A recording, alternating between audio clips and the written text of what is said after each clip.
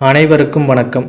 3 மணியிலிருந்து அதிகாலை வேளையில் இந்த 3 மணியிலிருந்து 5 மணிக்குள் எழுந்திருக்கும் நபர்கள் அனைவருமே இந்த பதிவை கட்டாயம் பார்க்க வேண்டிய ஒரு விஷயம். அப்படி என்ன இந்த நேரத்திற்கு அவ்வளோ விசேஷம் இருக்கிறது என்று பார்த்தீங்கன்னா, இந்த நேரத்தில் தான் அனைத்து விதமான தெய்வீக ஆற்றல்களும் உலாவக்கூடிய ஒரு நேரம். ஒரு சிலர் எவ்வளவு அசந்து உறங்கினாலும் இந்த 3 மணியிலிருந்து 5 மணிக்குள்ளாக ஏதோ ஒரு நேரகட்டத்தில் அவர்களுக்கு விழிப்பு வந்துவிடும். அந்த விழிப்பு வந்ததற்கப்புறம் அவங்களால எவ்வளவு முயற்சி செய்தாலும் அந்த உறக்கம் அப்படிங்கிறது நீட்டிப்பது கிடையாது. இதற்கு பின்னாடி அறிவியல் சார்ந்த ஆன்மீகம் சார்ந்த பல விஷயங்கள் உள்ளன. அனைவருக்குமே இந்த அனுபவமானது சாதாரணமாக ஏற்பட்டு விடாது. அந்த இறையாற்றல் அப்படிங்கிறது மிகுதியாக இருக்கின்ற இடத்தில தான் இவ்வாறான செயல்கள் நடைபெறும். அது நமக்கான ஒரு புதிய வழித்தட பாதையை இறைவனால் நமக்கு கொடுக்கப்பட்ட ஒரு விஷயமாகவே கருதப்படுகிறது. நேற்று வரை நமக்கு இந்த அனுபவம் இருக்காது, ஆனால் இன்றிலிருந்து அது நமக்கு கிடைக்க ஆரம்பித்திருக்கும். அப்போ இதற்கு பின்னாடி உள்ள மர்மம் என்ன, இதனால் நமக்கு என்ன விதமான மாற்றங்கள் நம் வாழ்வில் நடைபெறும் அப்படிங்கிறதான் நம்ம முழுவதுமாக பார்க்க போகிறோம். சரி, இதெல்லாம் எப்படி நாம் அறிந்தோம் அப்படின்னு பார்த்தீங்கன்னா, புராண ரீதியாகவும் கிருஷ்ண பரமாத்மா, முனிவர்கள், ரிஷிகள் இவர்கள் எல்லாருமே உணர்ந்த இந்த புனிதமான பிரம்ம முகூர்த்த நேரம் அப்படிங்கிற இந்த 3 மணியிலிருந்து 5 மணிக்குள் இருக்கின்ற இந்த காலத்தை தான் நம்ம கூறுகிறோம். இந்த நேரத்தை பார்த்தீங்கன்னா அனுபவ ரீதியாக அந்த காலத்தில் வாழ்ந்த ரிஷிகளும் முனிவர்களும் அதிகமாகவே பயன்படுத்தியிருக்கிறார்கள். இந்த நேரத்தில் தான் 33 கோடி தேவர்களுமே விழித்திருப்பார்கள். சிவபெருமான், மகாலட்சுமி இப்படியாப்பட்ட அனைத்து தெய்வங்களுமே இந்த நேரத்தில் அவர்களுடைய ஆற்றலை பிரபஞ்சத்தில் வெளியிடுவார்கள் அப்படிங்கிறதான். இப்போ நமக்கு அதாவது நம்ம மைண்டில் தோன்றும், அந்த நேரத்தில் நம்ம எழுந்தாலும் இந்த மாதிரி எதையுமே நம்ம உணர்ந்தது கிடையாது அப்படிங்கிற மாதிரி தான் நம்மளுடைய மைண்டில் எண்ணங்கள் வரும். ஒரே நேரத்தில் பார்த்தீங்கன்னா நமக்கு எதுவுமே தெரிவது கிடையாது. அந்த ஞானக்கண்ணால் தினந்தோறுமே இறையருளை நம்ம உணர்ந்து செல்லும் பொழுதுதான் அந்த பிரம்ம முகூர்த்த நேரத்தினுடைய அருமை நமக்கு புரிய வரும். இந்த பிரம்ம முகூர்த்த நேரம் என்பதே ஒவ்வொரு மனிதனுக்கும் ஒரு வரப்பிரசாதமாக இருக்கின்ற ஒரு நேரம்தான். இந்த நேரத்தில் மட்டும்தான் எந்த விதமான கெடுதல்களும், எந்த விதமான எதிர்வினைகளும், கெட்ட நேரம், யமகண்டம் இப்படின்னு எந்த விதமான நெகட்டிவ் எனர்ஜியுமே அந்த இடத்துல பாஸ் ஆகாது. இது ஒரு அமிர்த வேலை. இந்த நேரத்தில் நம்ம என்ன தொடங்கினாலுமே அது நமக்கு சுப லட்சணமாக தான் போய் முடியும் அப்படிங்கிறதான். அதனால தான் அந்த காலத்தில் உள்ள ரிஷிகளும் முனிவர்களுமே பிரம்ம முகூர்த்தத்தில் எழுந்து தங்களுடைய அந்த தெய்வீக வழிபாடு முறைகளை மேற்கொண்டு அவர்கள் முக்தி பெற்றிருக்கிறார்கள். இப்பொழுதுள்ள காலகட்டத்தில் இந்த கலியுகத்தில் நம்ம இந்த நேரத்தை பற்றின அந்த புரிதல் இல்லாமல் நம்மளுடைய தேவையில்லாத விஷயங்களில் தான் ஈடுபடுகிறோம். ஆனால் பிரம்ம முகூர்த்தம் என்பது ஒவ்வொரு மனிதனுக்குமே கிடைக்கப்பெற்ற ஒரு வரப்பிரசாதம் தான்.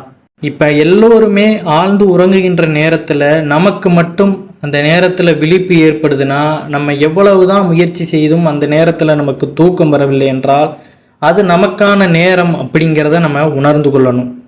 அப்போ அந்த நேரத்தில் நம்ம என்ன செய்தாலும் அது நமக்கு நன்மை மட்டுமே கிடைக்கும். அந்த வெற்றி அப்படிங்கிறது நிச்சயம் அப்படிங்கிறத மனதில் வைத்து கொண்டு அந்த நேரத்தை நம்ம பயன்படுத்த ஆரம்பிக்கணும்.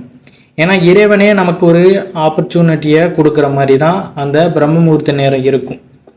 அதனால் எழுந்திருக்கிறோம், திரும்ப தூங்குகிறோம், இப்படிங்கிற ரொட்டேஷன்லேயே இருக்கிறோம். ஏதோ ஒரு புதிதாக செய்யணும்னு நினைச்சாலுமே இந்த பிரம்ம முகூர்த்த நேரத்தை நீங்கள் சூஸ் பண்ணி அதில் நீங்கள் போகும்பொழுது உங்களுக்கு அது நல்ல ஒரு வரவேற்பை கொடுக்கும். ஏன்னா இந்த உலகம், இந்த பிரபஞ்சம் எல்லாமே தன்னுடைய அமைதியையும் ஆற்றலையும் அந்த நேரத்தில் தக்க வைத்து கொள்ளும். அப்போ அந்த நேரத்தில் நம்ம செயல்படும் பொழுது இந்த உலகத்தில் உள்ள அனைத்துமே அந்த நேரத்தில் அமைதியாக இருக்கும் பொழுது உங்களை சுற்றி இருக்கிற இடம் எல்லாமே அமைதியாக இருக்கும். அப்போ உங்களுடைய மைண்ட் அந்த நேரத்தில் தெளிவாக இருக்கும். இப்போ நம்ம தினந்தோறுமே கோவிலுக்கே செல்கிறோம், இல்லை வேறு ஏதோ பிரார்த்தனை செய்கிறோம். அந்த பிரார்த்தனை நமக்கு தூய்மையாக இருக்கிறது, சுத்தமாக இருக்குது, எல்லாமே நம்ம முறைப்படி செய்யணும் அப்படின்னு நினச்சி இறைவனிடம் வேண்டுதல் வைக்கிறோம்.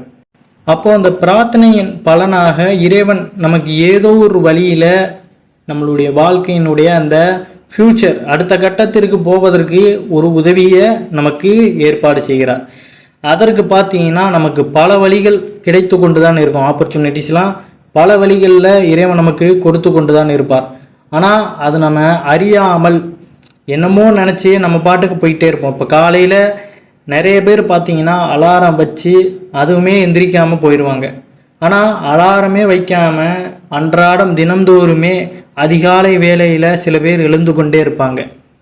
அப்போ அவங்கள பார்த்தீங்கனாலே உங்களுக்கு தெரியும், அவங்களுடைய வாழ்க்கையில் அடுத்த கட்டத்தை டக்குன்னு முன்னேறி கொண்டே போவாங்க. அப்போ அதற்கு காரணம் என்ன? அப்போ அவர்களுடைய அந்த செயல்பாடுகள் அந்த நேரத்தில் நல்லபடியாக நடந்து கொண்டிருக்கின்றது. இது அறிந்து சில பேர் செய்வாங்க, சில பேர் அறிய மாட்டாங்க, எழுந்திருப்பாங்க, ஆனால் அவர்களுக்கு என்ன செய்வதென்றே தெரியாது. அந்த நேரத்தை சும்மா யூஸ் பண்ணிக்கிட்டு போயிட்டு இருப்பாங்க. அப்போ அந்த நேரம் என்ன ஆகுது? இறைவன் கொடுத்த அந்த ஆப்பர்ச்சுனிட்டியும் நமக்கு அந்த இடத்துல போயிடுது. நமக்கு அதில் அந்த உணர்வுபூர்வமான அறிவோடு அந்த ஞானத்தை பெற்று நம்ம செயல்படணும். ஏதோ ஒரு விஷயத்தில் நம்ம வெற்றி அடையணும்னு நினைக்கிறோம். அப்போ அதற்கு கடினமான ஹார்ட் ஒர்க் போடணும்னு நம்ம நினைக்கிறோம்.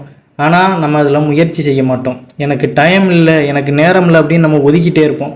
ஆனால் இறைவன் நமக்கான அந்த நேரத்தை ஒதுக்கி அதற்குன்னு தயார்படுத்தி நம்மளை எழுப்பி விடுவார்.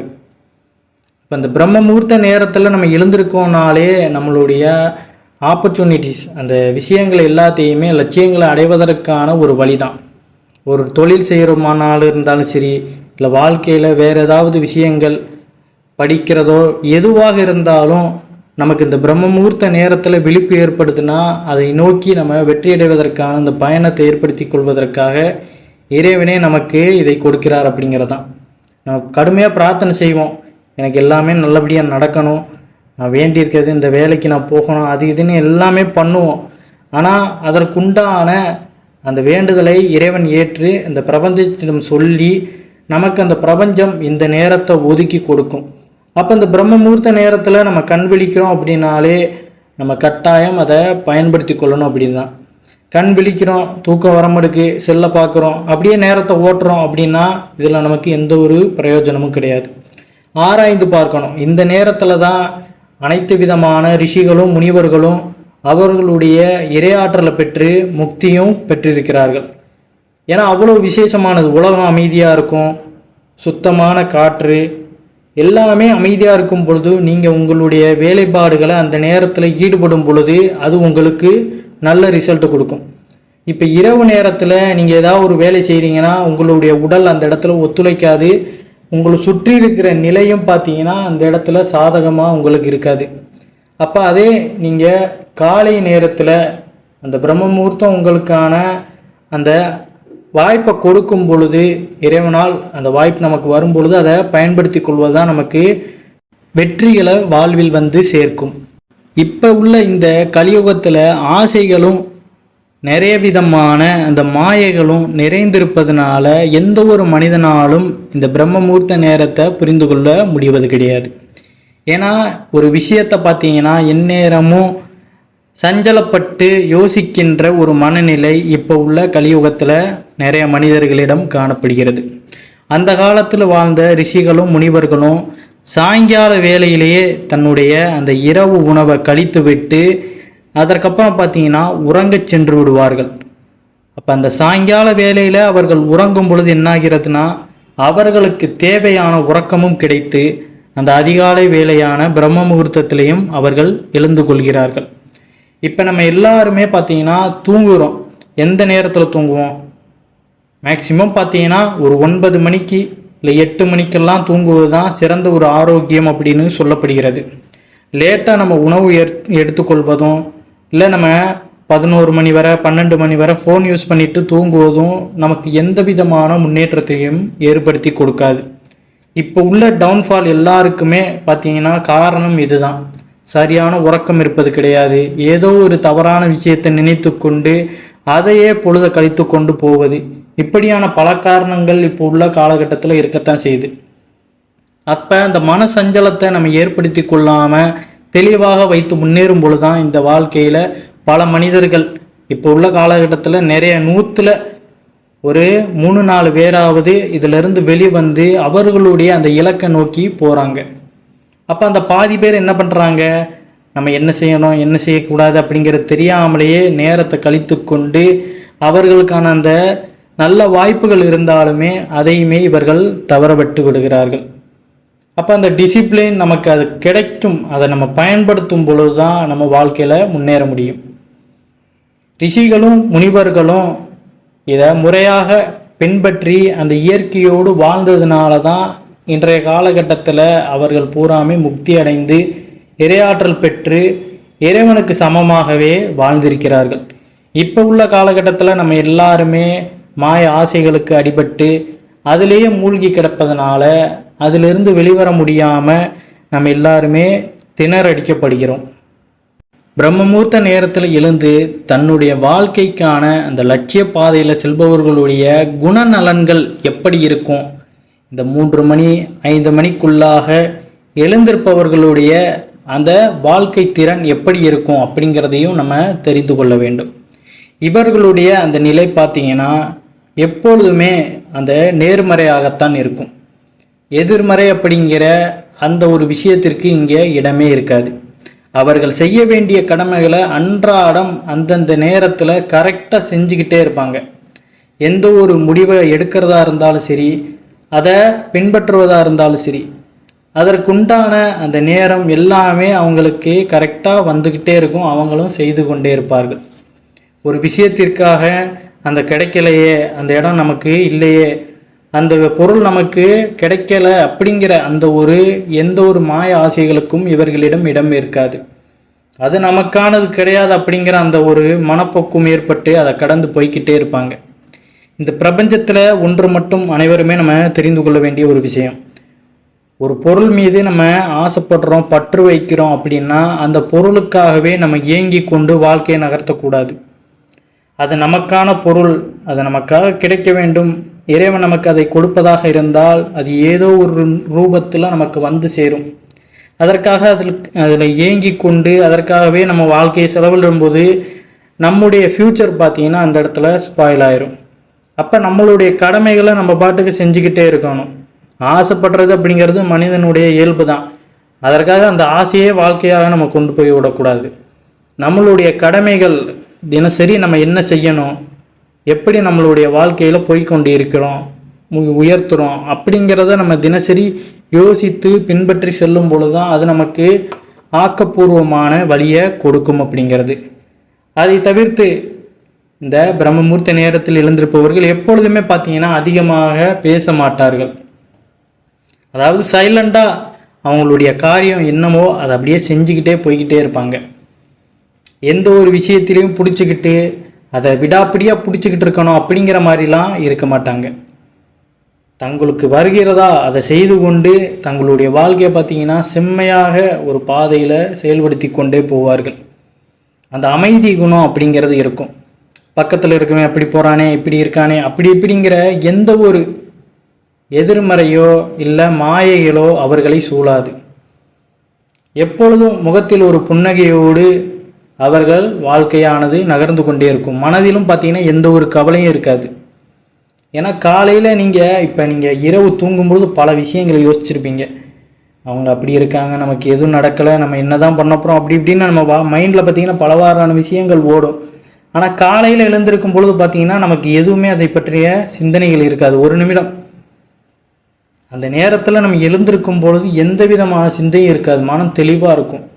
அப்போ அதை நம்ம பயன்படுத்தி கொள்ளணும். திரும்ப அந்த விஷயத்தையே நம்ம நினச்சிக்கிட்டு அதையே நம்ம தாட் பண்ணிக்கிட்டு இருக்கோம்னா அது நமக்கு இன்னும் வாழ்க்கையை கஷ்டத்தில் தான் கொண்டு போகும். அப்போ அது முடிஞ்சிச்சு, நேற்றைக்கு முடிஞ்சிருச்சு, இன்றைக்கு நம்மளுடைய கடமைகளை டக்குன்னு எழுந்து நம்ம செய்ய போகணும். ஐயோ நேற்று அப்படியே நடந்துருச்சு அப்படின்னு நம்ம வருத்தப்பட்டுக்கிட்டே இருக்கோம்னா இன்றைய நாளும் நமக்கு அது வேஸ்ட்டாக தான் போகும்.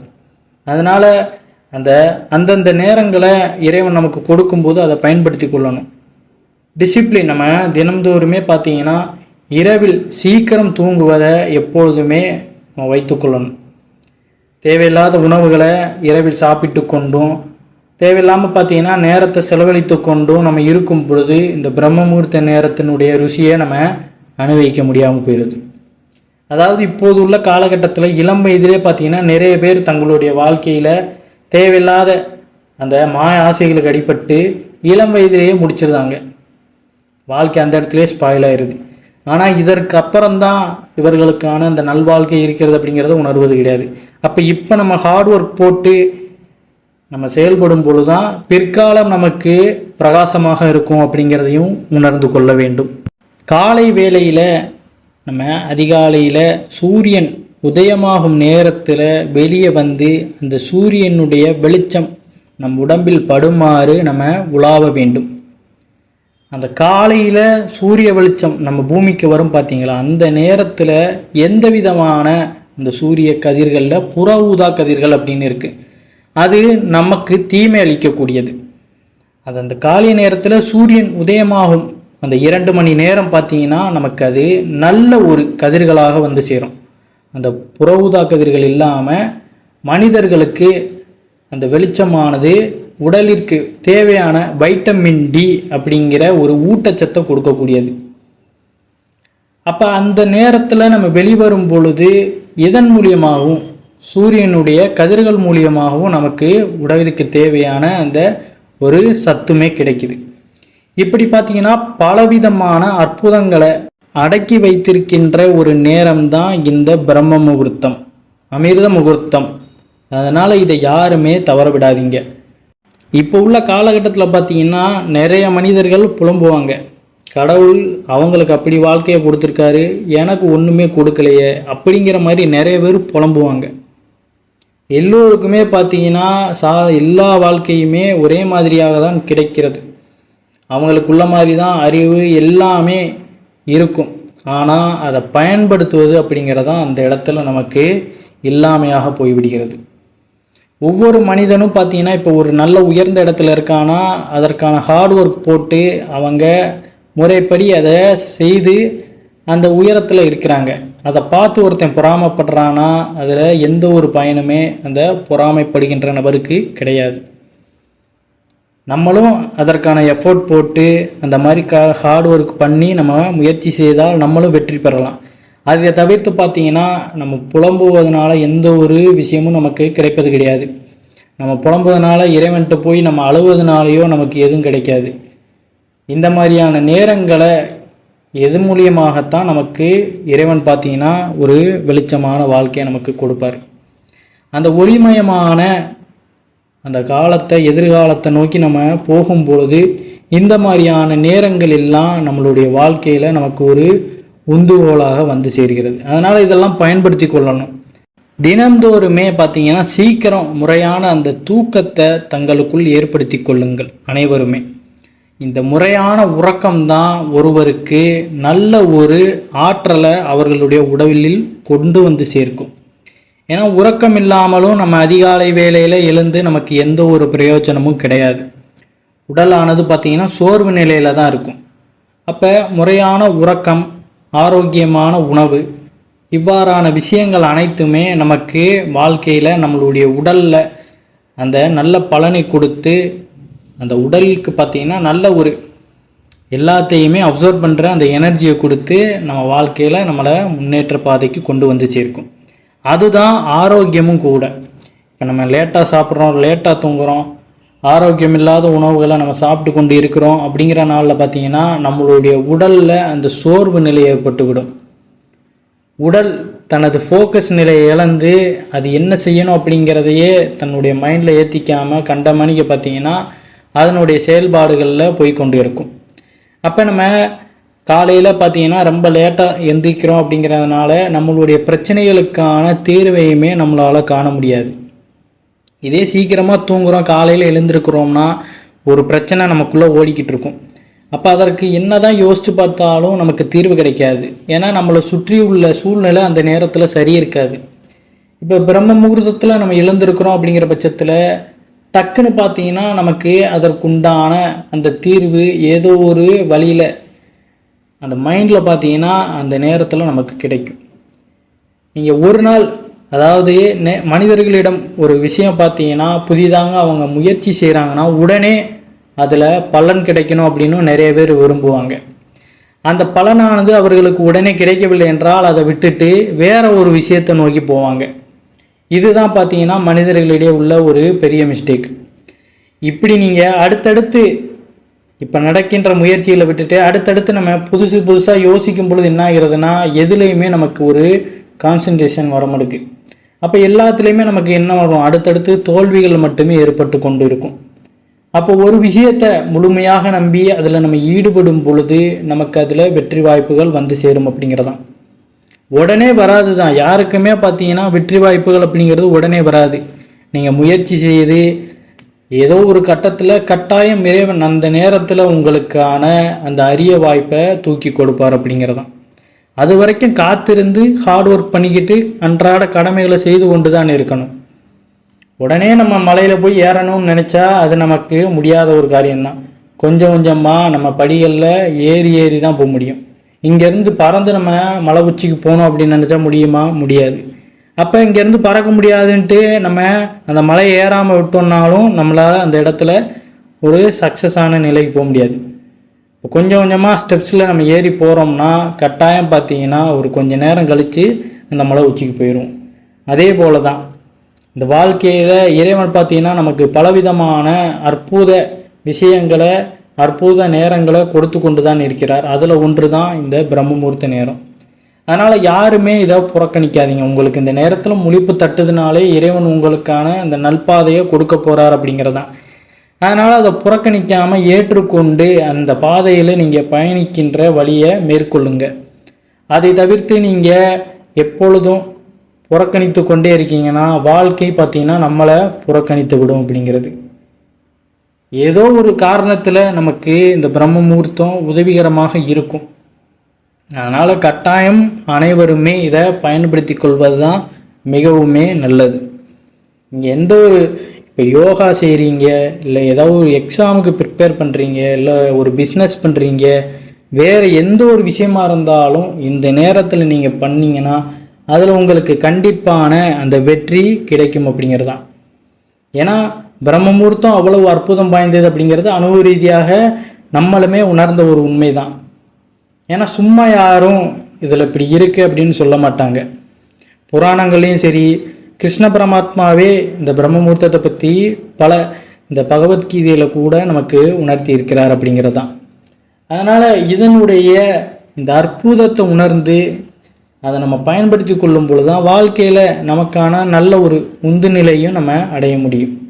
அதனால் அனைவரும் இந்த மாதிரியான பொற்கால நேரங்களை பயன்படுத்தி கொண்டு இறைவன் நமக்காக இந்த நேரத்தை அர்ப்பணித்திருக்கிறார் அப்படிங்கிறத புரிந்து கொண்டு காலையில் எழுந்திருக்கிறீங்க, இந்த பிரம்ம முகூர்த்தத்தில் எழுந்திருக்கீங்கனாலே அதை பயன்படுத்தி கொண்டு வாழ்க்கையில் முன்னேறுவதற்கான வழியை பாருங்கள் அப்படிங்கிறதான். இதற்கு மேலே பார்த்தீங்கன்னா ஒரு மனிதனுக்கு நல்ல ஒரு ஆப்பர்ச்சுனிட்டிஸ்லாம் வராது. கிடைக்கிறத தக்க வச்சுக்கிடணும். அதுக்கப்புறம் பார்த்தீங்கன்னா அதை நம்ம விட்டுட்டு போயிருச்சேன்னு அழுவுறதுல புலம்புறதுல எந்த ஒரு பயனுமே கிடையாது.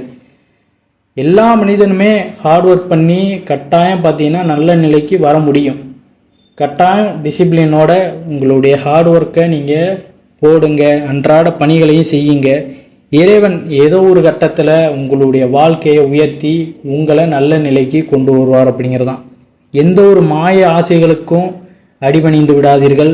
இறைபாதையிலே சென்று இறைவனோடு ஒன்றிழந்து உங்களுடைய ஒழுக்க முறையில் நல்ல வழியில் முன்னேறுவதற்கு எல்லோருக்கும் அனைவருக்கும் எல்லாம் வல்ல அந்த இறைவனை நானும் வேண்டிக் கொள்கிறேன். அனைவரும் உங்களுடைய வாழ்க்கையில் உங்களுடைய நிலையிலிருந்து நல்ல நிலை அடைந்து நலமோடு வளமோடு நல்ல செல்வ வளத்தோடு வாழ்வதற்கு நானும் இறைவனை வேண்டிக் கொள்கிறேன். இந்த பதிவை கேட்டதற்கப்புறம் நாளையிலிருந்து உங்களுடைய வேலைகளை எல்லாம் கரெக்டாக அந்த பிரம்ம முகூர்த்த நேரத்தில் நீங்கள் செய்து பாருங்கள். ஒரு மாதம் கண்டினியூவாக முயற்சி செய்துக்கிட்டே வாங்க. ஒரு குட் ரிசல்ட் உங்களுக்கு கட்டாயம் கிடைக்கும் அப்படிங்கிறது தான். அதில் எந்த ஒரு மாற்று கருத்துமே கிடையாது. நிதர்சனமான ஒரு உண்மை. நீங்கள் செய்ய செய்ய உங்களுக்கே தெரிய வரும். அதில் ஒரு இம்ப்ரூவ்மெண்ட்டு உங்களுக்கே இருப்பது கட்டாயம் தெரிய வரும். அதனால் அனைவருமே இந்த முயற்சியை மேற்கொண்டு வாழ்க்கையில் பயனடைந்து வளமோடு வாழ வேண்டும். நன்றி, வணக்கம். மறக்காமல் நம்மளுடைய சேனலையும் நம்ம சிவன் கோயில் சேனலையும் சப்ஸ்கிரைப் பண்ணி வச்சுக்கோங்க.